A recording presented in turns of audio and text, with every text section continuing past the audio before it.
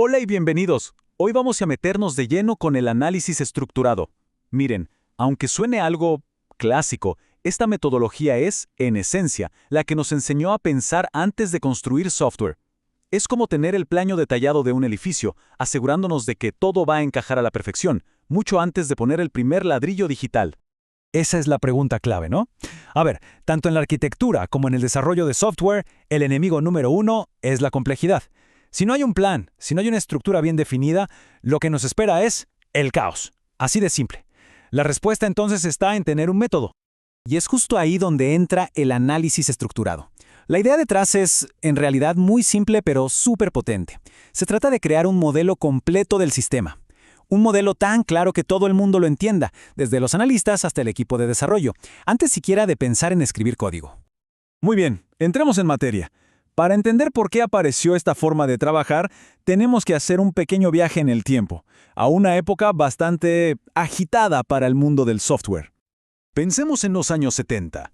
La industria estaba en medio de lo que se llamó la crisis del software. Los proyectos se iban de presupuesto, las fechas de entrega eran un chiste y muy a menudo todo terminaba en un fracaso total. Y como respuesta a ese desorden, gente como Tom DeMarco y Edward Jordan dijeron, basta, necesitamos disciplina. Y sus ideas, como vamos a ver, todavía tienen mucho que decirnos. Bueno, vamos con la primera herramienta de este kit. Esto es como la primera página del plano de una casa. Antes de dibujar las habitaciones, lo primero es delimitar el terreno, ¿verdad? Pues aquí es igual. Hay que definir los límites del proyecto. El diagrama de contexto trata al sistema entero como si fuera una sola caja negra. En este momento no nos importa qué pasa por dentro, para nada. Lo único que nos interesa es saber con quién habla el sistema en el exterior. Esto es fundamental para definir el alcance, qué es nuestra responsabilidad y qué no. Usemos un ejemplo para que quede clarísimo. Un sistema de seguridad para el hogar que llamaremos Casa Segura. Su diagrama de contexto nos mostraría, de un solo vistazo, con quién interactúa. Habla con el panel de control, con los sensores, con el sistema de alarma, con la línea telefónica, todas las entidades externas. Con esto, las fronteras del sistema quedan perfectamente claras desde el minuto 1. Ok, ya tenemos el perímetro de nuestro terreno bien marcado.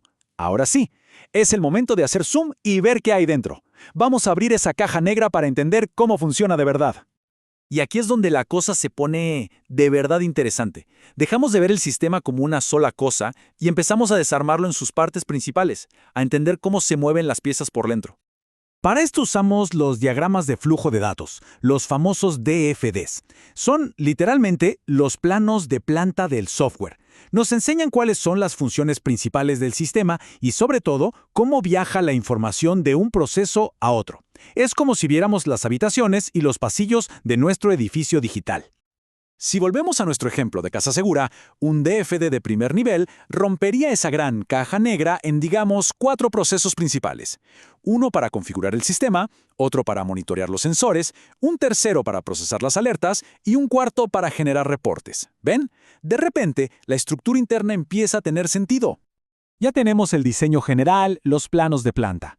Pero un plano no sirve de mucho sin saber de qué material son las paredes o cómo se instala la electricidad. Ahora toca sumergirnos en los detalles más finos. Para eso tenemos el diccionario de datos. Si los DFDs son los planos, el diccionario es la lista de materiales, pero una lista súper detallada.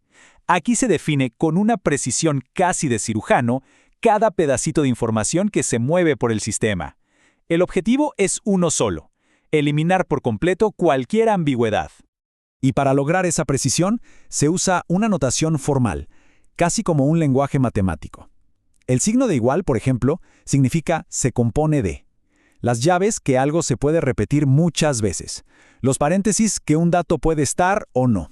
Esto obliga a que todo el mundo en el proyecto hable el mismo idioma, sin malentendidos. Y el último nivel de detalle lo encontramos en las especificaciones de procesos, o PSPECs. A ver, si el diccionario de datos nos dice el qué, o sea, la información, las PSPECs nos dicen el cómo. Son las instrucciones súper detalladas para esos procesos que ya no podemos dividir más. Gracias a esto, transformamos un requisito vago como el sistema debe activar la alarma cuando sea necesario en una lógica precisa sin lugar a dudas. Aquí se definen las reglas exactas que el software tiene que seguir sin dejar nada a la interpretación.